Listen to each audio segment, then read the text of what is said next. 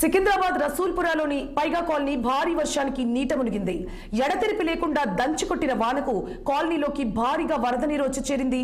రహదారులు, కాలనీ, అపార్ట్మెంట్లలోకి 4 అడుగుల మేర వరద ప్రవహించడంతో స్థానికులు అప్రమత్తమయ్యారు. ఎన్టీఆర్, హైడ్రా, ఫైర్, ట్రాఫిక్ అధికారులు సిబ్బంది సహాయక చర్యలకు ముమ్మరం చేశారు.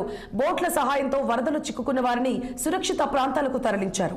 హైడ్రా కమిషనర్ రంగనాథ్ ఆధ్వర్యంలో జల దిగ్బంధంలో చిక్కుకున్న ప్రజలను ప్రత్యామ్నాయ భవనాలకు చేర్చారు.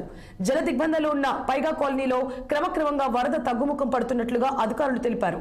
కంటోన్మెంట్ బోర్డు అధికారుల నిర్లక్ష్యం మూలంగానే ప్రతి ఏటా తాము ముంపు సమస్యకు గురవుతున్నట్లుగా స్థానికులు ఆగ్రహాన్ని వ్యక్తం చేస్తున్నారు. బేగంపేట ప్యాట్ని నాలా రిటైనింగ్ వాల్ నిర్మించకపోవడంతో వరద నీరు వెనక్కి వచ్చి కాలనీలో విధ్వంసం సృష్టించినట్లు తెలిపారు. వాటర్ లెవెల్స్ బాగా తగ్గిపోయినవి. మాకు సుమారు 4:30 టైంలో ఒక కాల్ వచ్చింది. ఆ టైంలో చాలా వాటర్ ఎక్కువ ఉండే.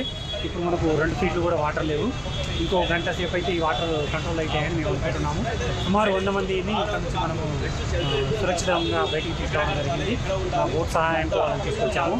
ప్రస్తుతం ఎలాంటి ఇబ్బందికర పరిస్థితులు అయితే లేవు. మొత్తానికి అయితే పరిస్థితి అయితే కంట్రోల్లో ఉంది. ఇబ్బంది పడాల్సిన అవసరం లేదు. ఫర్దర్గా వర్షం రాకపోతే ఇంకో గంట సేపట్లో పూర్తిగా వాటర్ ఇక్కడ నుంచి నాలాలోకి వెళ్ళిపోతాయని అనుకుంటున్నాను. ఏ ఫ్లోర్ వరకు వెళ్ళినా నీళ్ళు? Floor first floor, second floor వరకు వెళ్ళా? ఫస్ట్ ఫ్లోర్, సెకండ్ ఫ్లోర్ వరకు పోలేదండి. నాకు నడుము లెవెల్ వరకు వచ్చినాయి వాటర్. వాళ్ళు 5 ఫీట్ 6 ఫీట్లు వచ్చినాయి అంటున్నారు జనాలు. వాటర్ మంచి 3 గంట వాటర్ రాలేదు. ఇప్పుడైతే కంట్రోల్లోనే ఉంది. ఇప్పుడు వరకు ఎంతమందిని తీసుకొచ్చి బయటికి? దాదాపు ఒక 100 మంది తీసుకొచ్చామండి. ఇంకా ఎంతమంది అందులో చిక్కుకున్నారు వరదలు అంటే నీళ్ళలో?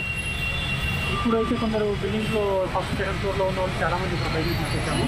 ఇప్పుడు ఫస్ట్ ఫ్లోర్లో, సెకండ్ ఫ్లోర్లో అక్కడ చాలా. సంగారెడ్డి జిల్లా సదాశివపేటలో దుర్గమ్మ జాతర